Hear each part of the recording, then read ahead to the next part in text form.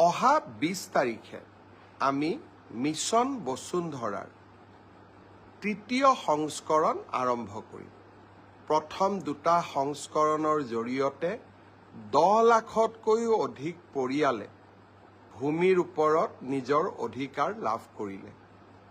Mission বসুন্ধৰাৰ তৃতীয় সংস্কৰণত আমি এইবাৰ অৱশিষ্ট যিসকল পৰিয়ালে ভূমিৰ অধিকাৰ লাভ কৰা নাই তেওঁলোকক ভূমিৰ অধিকাৰ দিবলৈ আমি প্ৰচেষ্টা কৰিম।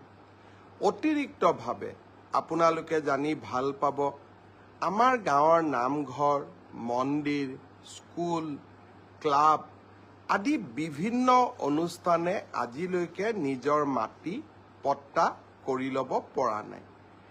এইবাৰ আমি ব্যক্তিগত পৰিয়ালৰ মাটিৰ উপৰিও সামাজিক অনুষ্ঠানসমূহক মাটিৰ পট্টা প্ৰদান কৰাৰ ওপৰত গুৰুত্ব দিছোঁ। গাঁৱৰ শ্মশানখনৰ মেদি পট্টা নাই, স্কুলখনৰ মেদি পট্টা নাই আৰু তাৰ লগে লগে বিভিন্ন ক্লাব, মহিলা সমিতি, গাঁৱৰ নামঘৰ, গাঁৱৰ মন্দিৰ এইসকলৰ মাটিৰ পট্টা নোহোৱাৰ কাৰণে তেওঁলোকে বহু সময়ত চৰকাৰী অনুদানৰ পৰা বঞ্চিত হয়। মিছন বসুন্ধৰা 3ত ভূমিহীন লোকৰ উপৰিও যিসকলৰ এনেকুৱা সামাজিক অনুষ্ঠানৰ মাটিৰ পট্টা হোৱা নাই তেওঁলোককো আমি মাটিৰ পট্টা দিবৰ বাবে চেষ্টা কৰিম। অহা 20 তাৰিখে দিনৰ 11 বজাত আমি মিছন বসুন্ধৰাৰ তৃতীয় সংস্কৰণৰ কাম আৰম্ভ কৰিম। এইবাৰ মিছন বসুন্ধৰাত ভূমিপুত্ৰ সমাধান হোৱাত মই সঁচাকৈ আনন্দিত।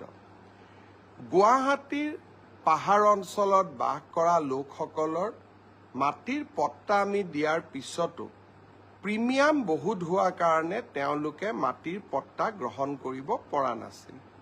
মিছন বসুন্ধৰা 3ত এই প্ৰিমিয়াম লেণ্ডৰ কাৰণে যি মাটিৰ প্ৰিমিয়াম দিব লাগে তাকো আমি যথেষ্ট হ্ৰাস কৰিছোঁ।